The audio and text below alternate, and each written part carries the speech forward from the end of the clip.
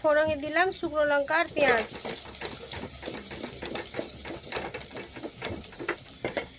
ফোড়নটা ভাজা ভাজা হয়ে গেছে, দেবো টমেটো কুচি, দেবো আদা রসুন বাটা,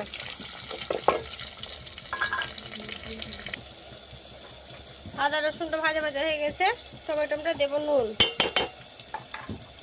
দেবো, জাফরান,